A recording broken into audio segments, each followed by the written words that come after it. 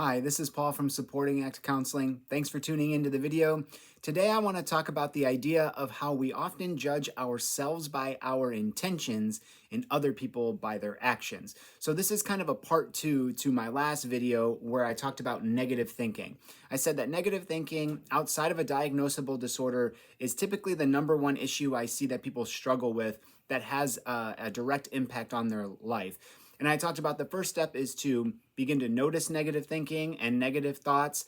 And the second step is to start to challenge those thoughts. And the third step is to begin to replace those with more positive or grateful ones, even. So, grateful thoughts. So, what I find in my work is that we often will do something and we judge ourselves by how good our intentions were. But when somebody else does something, we look at them in a negative way and we judge them based on their actions. So I can give two good examples that kind of show this. The first one is I had a client recently tell me that through our work on negative thinking, he was able to spot that he was doing this one day and then make a change. So he had said, it was actually earlier in the pandemic when everyone, when you were going to the store and everyone was wearing masks. He said that he went to the store one day and this woman had a mask on, but it was one that had kind of the circular filter in it, and the filter was missing. And he just started in his mind going on this negative tirade about why would you even wear that? It's not doing anything. What's the point? You're risking your health. You're risking our health.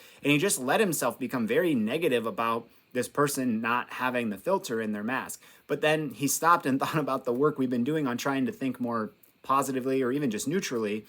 And he started to say to himself, maybe she thought the filter was in it and it ended up not being in it. Maybe the filter is maybe it fell out on her way into the store. Maybe it fell out in the car. Maybe she has sick kids at home and she had to run to the store real quick and forgot a mask, and this was the only one she had in the car.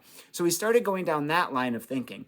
And you see how that's very different from the negative thinking. He started actually giving her some grace and the benefit of the doubt. Even though he didn't know her, he didn't talk to her, but he started to look at her with a little bit more grace and empathy versus just from a negative lens, because he's not just judging the action he's saying, he's allowing himself to think more about the intention. Another great example, basic example, is if someone cuts us off in traffic, we often have a lot of choice words for someone like that when that happens.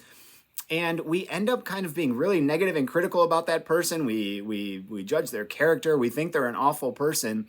But the reality is they just cut us off. It might have just been a mistake. We could also say they could have been in a rush to go to a hospital. They could have been late for a meeting. They could have been rushing somewhere else. They may have just made a mistake. A lot of us have cut people off while we're driving. That doesn't make us a bad person. It just means we make a mistake.